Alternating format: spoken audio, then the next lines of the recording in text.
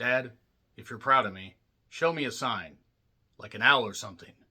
The Naked Gun 2025 is a continuation of the long-dormant franchise that started, honestly, all the way back with Airplane and Airplane 2. Because when you have Abrams and the two Zuckers with their tremendous ability to have great slapstick, sight gag-filled comedy, the likes of which we had not seen before and would never see again. Okay, maybe Airplane 2 really wasn't all that great, and there were other comedies before, but Airplane, I would argue, one of the most iconic slapstick comedies with so much goddamn incredible in-referencing, so many Easter eggs, so many great cameos. It was so fucking tremendous. Airplane 2 had its moments, but in all honesty, they were just the prototype. No, I'm not talking about John Cena, to lead to The Naked Gun from the Files of Police Squad, and it ended with The Naked Gun 33 1/3, The Final Insult. No, I do not own The Naked Gun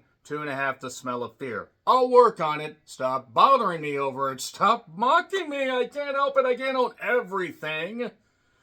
So yes, if you have not seen those movies, you might be wondering about some of the end references with this particular movie. And when I saw the trailer, I was like, okay, I don't necessarily know why we need another Naked Gun movie, except maybe to keep the licensing. I can actually understand that, but it kind of came out of nowhere. I remember seeing the trailer where they showed Liam Neeson, and he was just being a little bit goofy. And I'm like, okay, Liam Neeson can be funny. Neeson, Leslie Nielsen, okay, I kind of get that. He's Frank Drebin Jr., continuing that storyline. I get that much.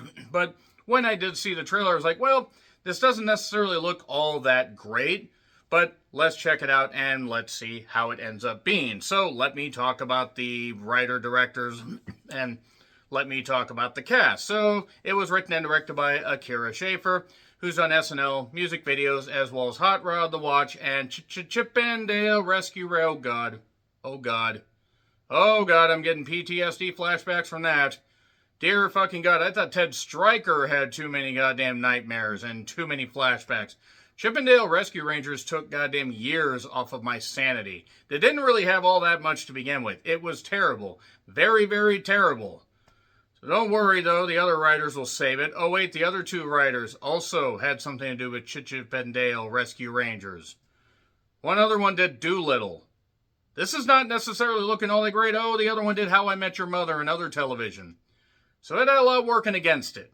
To be fair, though, Akira did, not the anime, by the way, the classic anime, but Akira did direct Chip and Dale Rescue Rangers, so maybe he was just forced to do that and actually didn't really have much say in how that thing came across, because Disney can kind of be a little bit of a pile of sticklers, shall we say, that you don't want to throw yourself into. It can be like a pit full of pungent bamboo sticks smeared with a lot of things you don't want to get in your body. Anyway, let's talk about The Naked Gun 2025, as I should have been doing before now. We have Liam Neeson as Frank Drebin Jr. We have Pamela Anderson as Beth Davenport, pretty much filling in the Priscilla Presley role that Priscilla Presley did in the previous three. I would argue that maybe Pamela fit here just a little bit better, possibly. Yeah, we'll see. We do have Paul Walter Hauser as Ed Hawkins Jr. I gotta be perfectly honest, I don't get it with Paul Walter Hauser. I don't think he was all that great in it. He's been good in some stuff. He's also kind of an idiot. But you do have Danny Huston, who is once again the villain. He plays Richard Crane. He's a better villain here than he was in the Crow remake. You also have CCH Pounder. Pounder? I barely know her. No, she was the one that was in Orphan, that the woman that the young girl beat to death with the rock. I'm sorry if that's a spoiler. That movie has been out for a number of years, but she's also a very, very gifted dramatic actress. And you have Kevin Durand, who was the villain in Kingdom of the Planet of the Apes, and also was in Abigail. And you have other actors, because you need more people in this. You have Liza Koshy, who is in A Family Affair. She plays Detective Barnes. You have Eddie Yu. You have Michael Beasley. You have Bruce Buffer. You have Cody Rhodes. Yes, the Well, as of right now, not the WWE Undisputed Champion, but maybe by the time you guys end up watching this, if you're watching it this weekend and SummerSlam goes the way we probably all think it will, and if you're not a wrestling fan, you have no fucking idea what I'm talking about. He was the bartender with the goofy hair, as opposed to being the wrestler with the goofy hair. But Cody Rhodes being in this did kind of make me laugh. And you also have Busta Rhymes. He was the one that Liam was talking to where he said, "You served 20 years for man's laughter. It's manslaughter. Must have been quite the joke." And I will say the deadpan delivery of Liam Neeson does work. You get a reference to, Nordberg, aka O.J. Simpson's character, Moses Jones, who doesn't really get much to do in this, and I'm kind of disappointed. Maybe they're hoping to do a sequel, and hopefully they might actually have him, do something. Because he had a pretty, funny lone scene. And you even had Michael Bisping. Probably the easiest to understand in his entire career. And a few other cameos that I'll talk about. So, does this compare to the first one? As it is one of my favorite comedies of all time. Airplane, the first Naked Gun. The second Naked Gun is pretty goddamn good. Not as good as the first. You're not going to match that magic. And then you have the third one that capped it off right, but in all honesty was kind of the perfect way to end it before it got way too stale. So is this as good as the previous, as the first one, the first all-time classic? No. Does that mean that it's bad? Oh no. This is actually rather fucking hilarious. More hilarious than I thought it would be. I honestly thought that the trailer looked pretty terrible to the point I thought I'd hate this. I thought, okay, there might be a few gags. There might be some stuff I end up enjoying. But it's probably not going to be all that great. It's probably going to end up just being kind of middle of the road. They understood the assignment, and Liam Neeson and Pamela Anderson had some pretty damn good chemistry. It really does follow the same beats of the first movie.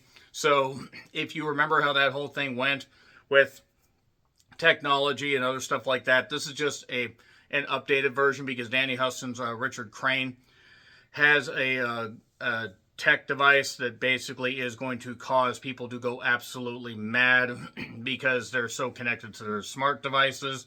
And then they're going to bring the world into a modern age. That's pretty much it right there. It's not necessarily a spoiler because this is a slapstick comedy with some sight gags. And that's really about it. That is all I have to say as far as anything without getting into spoilers. But I will basically say 80 to 90% of the gags work. There are ones that don't. I would argue that anything with Paul Walter Hauser is a series of misfires. I just don't think he's that funny. He's no George Kennedy. But Liam Neeson has some really good stuff in this, and it is hilarious that he's Frank Drebin Jr., despite the fact Liam Neeson is at least in his early 70s. I actually think he's about 75, and he's significantly older than Liam Neeson or Leslie Nielsen was when he even got into the first Airplane or even the first Naked Gun that came out 37 years ago. But yes, that is part of the joke. There are some very laugh out loud moments. There's some great musical drops, and it doesn't overstay its welcome. It is 85 minutes, bell to bell. You want to maybe stay for the end credits, just as a way to kind of, appreciate the cast and everything. And it does have some nice little bits that will hit that nostalgia vein and every nostalgia vein you have. So no, it's not perfect, but it is absolutely laugh out loud hilarious for a majority of its runtime that you don't notice until you try to dissect how many of the jokes missed, and not that many missed. So this absolutely gets a recommendation, which I didn't expect to say when I saw the trailer and sat down to watch this. So that being said, it's in theaters. 3, 2, 1, spoilers. So that was a bit rushed, but let's just go on with it. Basically, if you saw the trailer, you saw the bank robbery thing where he's dressed up like the girl with the lollipop. He beats up the people, bites off a gun, is beating them up and stuff like that. And meanwhile, you have Kevin Durant in very, very, very blonde hair. Very blonde hair. He breaks into a safety deposit box and steals something called the plot device. Get it? And he said, that's kind of fun. Oh, that's funny. It's funnier than anything in Chippendale Rescue Rangers.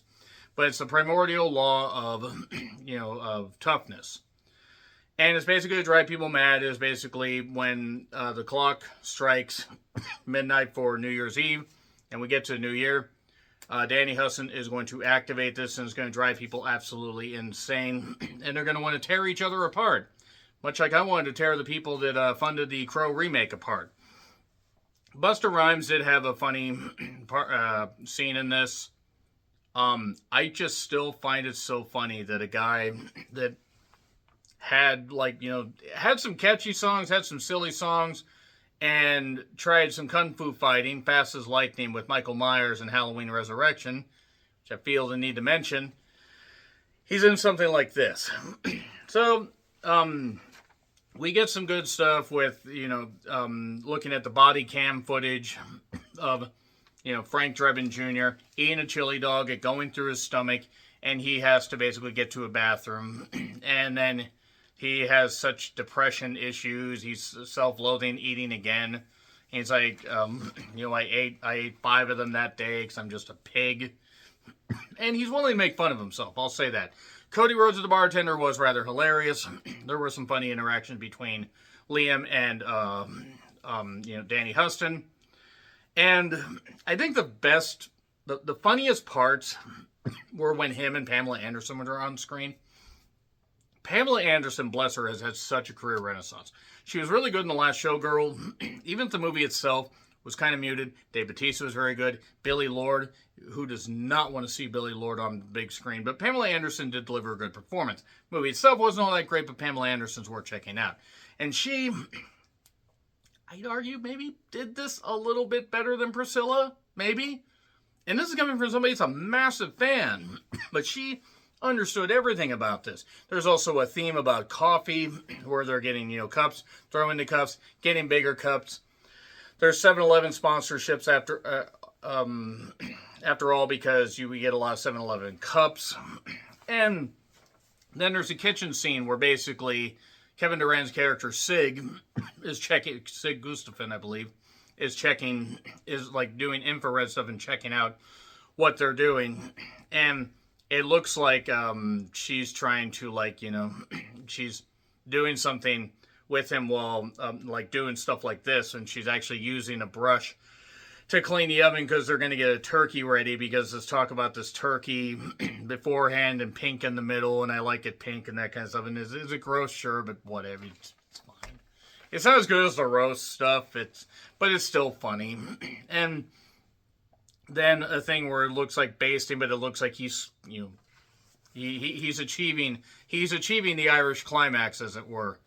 And Liam doesn't even bother to try to hide his accent. It's just so funny. But nevertheless, we have that. The dog comes in. We get some funny gags with the dog. Oh God, that poor dog. I mean, that dog. It was just in one scene, but it was funny. And then there's a part where basically he is trying to find access to this footage. This nightclub footage, and that's where he runs into Cody Rhodes. It's just so... That's, by the way, the most dialed down Cody Rhodes has been. And this is less theatrically acting compared to his WWE promos. But Beth does some scat jazz while Liam is fighting off a whole bunch of people as they line up. It's not nearly as funny as the gag where the people are lined up to slap the lady or shoot her or hit her with a bat or a crowbar. And I think if you're going to shoot her and you're going to miss point blank, but never, I talked about that in the Airplane retro review.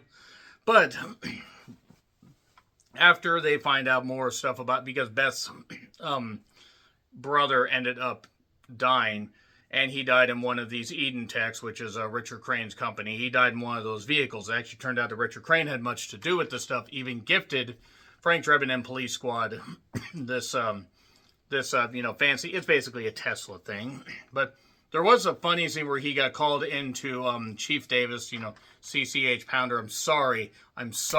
It is so funny. That name is funny. I'm immature. What do you expect?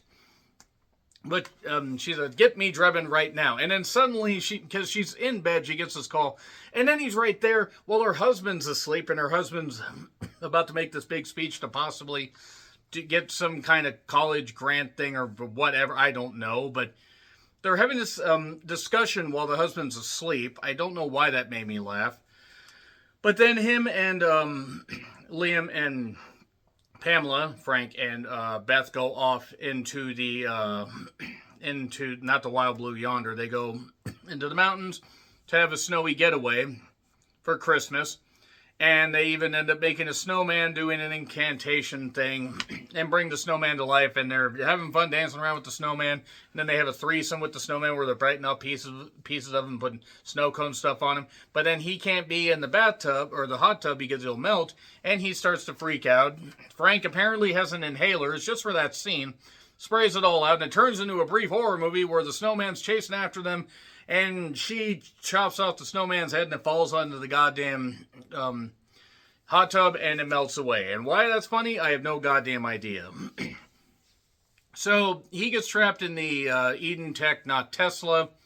He kicks the window out after shooting it, but then balloons get in there, bees get in there as he's driving through, and people just happen to be carrying a new windshield that just conveniently pops there. And then the old paperclip deal looks like you could use some help. He gets that paperclip deal to unlock the name escapes me right now. I apologize. I should know. I'm old enough. But he manages to get out just before the car crashes in the ocean. He has to prove his innocence because he also was proven to, or he ended up doing something goofy trying to get this journalist where he steps in blood, picks up this knife, does a recording confessing he did it. But now he's got to clear his name. And Richard Crane's idea is to do this at a cage fighting event at, what do they call it? The Ponzi scheme arena, the crypto.com arena, which they're right. The crypto is a Ponzi scheme. And it's just funny here. It's just hilarious. But one of the best scenes is just before that. Kevin Durant's character gets basically interrogated hilariously by Liam Neeson, and they do something where, oh, did you get all that? And the room comes up, and wait, what's going on? And then the room comes up again, and Detective Barnes, Liza Koshy, is arresting him because she put cuffs on me. I shouldn't have said that, but moving on. And then we do another thing where it's like, oh, the room comes up, and she, did something where it was so ridiculous, but so funny. So they're at the crypto.com arena, that they can't call it that, and they can't call it UFC, they call it WWFC, because they're making fun of the fact that the WWE and UFC are under the same umbrella, it's TKO, I think it's TKO, yeah. And Bruce Buffer is there, Michael Bisping is there and doing commentary, and the idea is basically Frank has to get this device out. Also, they have little ear plugs that prevent the signal from bothering them, so they will be able to fight off anybody that... It's like cellular. Was it cellular? What was the one with Cusack and Samuel L. Jackson where the cell devices went, where they made them go nuts? I think that was it. Whatever, it doesn't matter. They ended up going, literally going balls deep for the end here, because we had the New Year's balls dropping, and Liam gets in there, and almost has the device, and then has the device, but then his pants get caught, and his pants get ripped off, and now he's just standing there, once he gets out, and his little tallywhacker, or whatever, his four-leaf clover's hanging out. Irish people are going to hate me for that, but whatever. He ends up basically saying this whole thing's over. He's going to have to stop the device before everybody goes nuts. He punches Bruce Buffer, which was hilarious. And then basically Richard activates this, so everybody starts going totally nuts. Pamela Anderson, meanwhile, was trying to shoot Danny Huston, likely because of the Crow remake, even though it wasn't his fault. And ends up, she's not really taken hostage by him, and people are punching each other out. And then he programs this device, Richard does, to target just Frank Drebin Jr. So instead of shooting all these people, he hits the clips out, kicks them to people, and then they bounce back into the gun. So he just keeps doing that. And then the guy's tooth flies out, and the tooth flies into the gun. He shoots the guy with his own tooth. Physics! And then a chase ensues where basically the opening line that I said about, the owl or something, that ends up coming true because suddenly we see the owl, the owl there, And it turns out to actually be Leslie Nielsen reincarnated. They don't show Leslie Nielsen, but it's implied. He flies on the feet of this owl, and this owl ends up shitting on Richard Crane's visor, which causes him to crash. And then the owl takes off. I'm proud of you, son, because why not? And then we get a speech between between Richard and Liam, and then suddenly Dave Bautista is there because we're having him as a stand-in, and he's like, "Oh, I fumbled the line." No, it's okay, and it was intentional fumbling because Dave Bautista's a very good actor. I would argue the best wrestler turned actor in history. Rock is basically just playing an extension of himself. Bautista actually tries. Cena's pretty funny. But anyway, Dave Bautista ends up doing that, and then we end up getting a callback to a gag from before. Well, it's a device where we're going to have to calm people down. What else are you going to do? Calm people up. So Pamela Anderson is about to kill him, harkening back to the first movie where Frank ends up stopping Jane from taking his life and breaking the whole spell. But she's not under that control. She just wants to get revenge for her brother. And he says, even though it's the best feeling that you'll have, don't end up doing it. The justice system will prevail. And then, so she's calling people down. She's done that. And she doesn't end up, we have Enya's Only Time playing. And it's just funny. And Richard Crane ends up getting arrested. And then that's pretty much it. We have the owl flyby. We have the old, police squad thing, the siren and all that going through. And we have this, we then have this mid-credit thing where everybody freezes. And everybody except, Beth and Drebin. And they're, Drebin's like, you've been watching us this whole time, punches out the screen. And then the very end, Weird Al Yankovic actually was supposed to be the entertainment when Richard Crane, his guest, came. But Weird Al's just in his bunker with absolutely nobody to entertain. And there we go. And that was nice because Weird Al Yankovic reference in the first movie. So yeah, is it absolutely perfect? No, but it's about as great as we're going to get. I fear they may do a sequel. And I really hope that they somehow manage to nail the tone. But what I'm worried about is if this didn't start at the peak that the first one did, I'm worried what a sequel could end up being. But taking this as it is and appreciating it for what it is, A-. It works a lot better than I thought. I'll say that much. So agree, disagree with what I said. Like, share, subscribe, Twitter, Letterboxd, Blue Sky handles in the description. I'm John Ritland. Until we meet again, happy trails to you.